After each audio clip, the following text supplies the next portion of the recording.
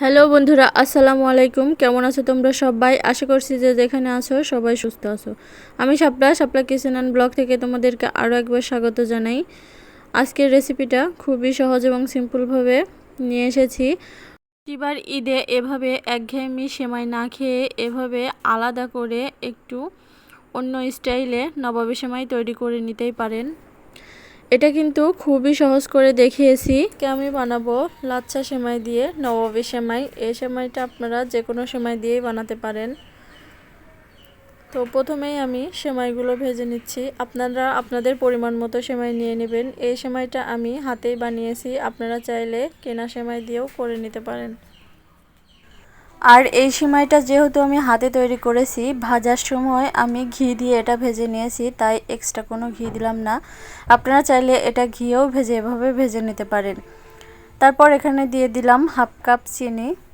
চিনিটা দিয়ে আমি একটু নেড়েচেড়ে মিশিয়ে নিচ্ছি। আর আপনারা যদি হাতে সেমাই বানাতে চান তাহলে আমার চ্যানেলে এর রেসিপি দেওয়া আছে, চাইলে দেখে আসতে পারেন। আর এখানে দিয়ে দিচ্ছি হাফ কাপ গুঁড়ো দুধ। গুঁড়ো দুধটাও দিয়ে আমি একটু চিনির সাথে আর সেমাইয়ের সাথে মিশিয়ে নিচ্ছি।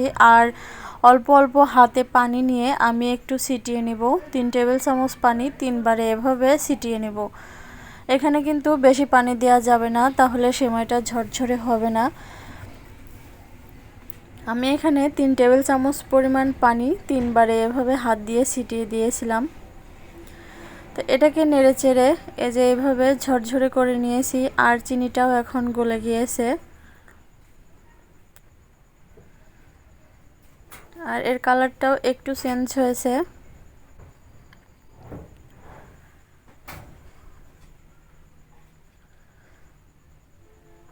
তো এটাকে এখন আমি নামিয়ে নিচ্ছি। এটা আমার হয়ে গেছে। আমি এখন দুধের প্রিপারেশনটা করে নিচ্ছি। এখানে 1 লিটার পরিমাণ দুধ দিয়ে দিয়েছি। এটাকে একটু জাল করে ঘন করে নিতে হবে।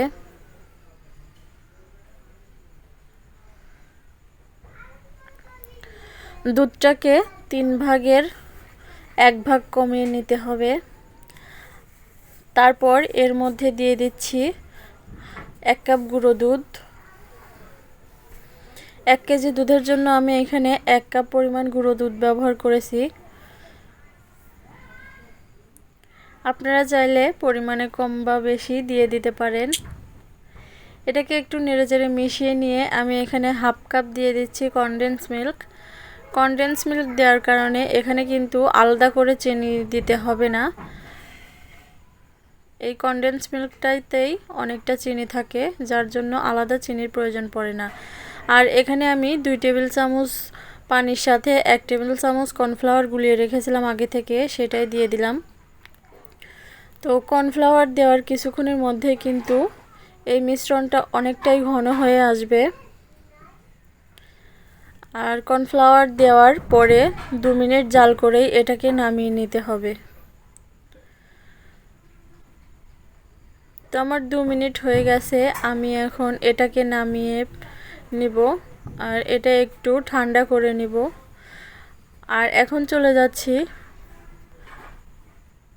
মূল প্রিপারেশনে, মানে সার্ভিং করতে। এখানে আমি যে পাত্রে সার্ভ করব সেখানে আমি সেই ভেজে রাখা সেমাইটা আগে দিয়ে দিলাম। দেখতেই পারছেন কতটা ঝরঝরে হয়েছে, ক্রিস্পি।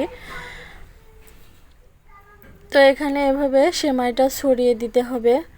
আপনারা চাইলে 1 লেয়ার 2 লেয়ার 3 লেয়ার করে নিতে পারেন। আমি এখানে 2টা লেয়ার করব, তো তার জন্য একবারে আমি সেমাইটা দিয়ে দিলাম। আর তার মধ্যে আমি দিয়ে দিচ্ছি সেই দুধের মিশ্রণটা। এখানে আপনারা মিশ্রণটা একটু উঁচু করে দিলেও পারেন। আমি যেহেতু মিষ্টি একটু কম খাই, সেহেতু আমি এই মিশ্রণটা একটু কম দিচ্ছি। আপনারা চাইলে বেশি করে দিতে পারেন। তারপর আমি আরেকটা লেয়ার দিয়ে দিলাম। আর তারপরে আমি সেই দুধের মিশ্রণটা আরও একবার দিয়ে দিলাম। এভাবে আমি দুধের মিশ্রণটা 2 বারে দিয়ে দিব আর সেমাইটা দিব 3 বারে। আপনারা চাইলে এই দুধের মিশ্রণটা 1 লেয়ারেও করতে পারেন। তো আমি 2টা লেয়ার করে দিলাম। তো এই তো হয়ে গেছে। আমি উপর থেকে একটু সৌন্দর্যের জন্য কাঠবাদাম আর পেস্তা বাদাম কুচি ছড়িয়ে দিলাম এইভাবে। এতে করে দেখতে কিন্তু অসাধারণ লাগবে। আর দিয়ে দিচ্ছি কিছু কিশমিশ, আর এর মধ্যে দিয়ে দিচ্ছি আমি কিছু চেরি ফল।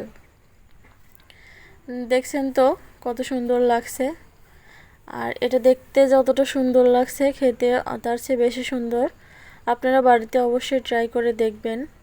আর কেমন লাগলো আজকের রেসিপিটা অবশ্যই কমেন্ট করে আমাকে জানিয়ে দেবেন।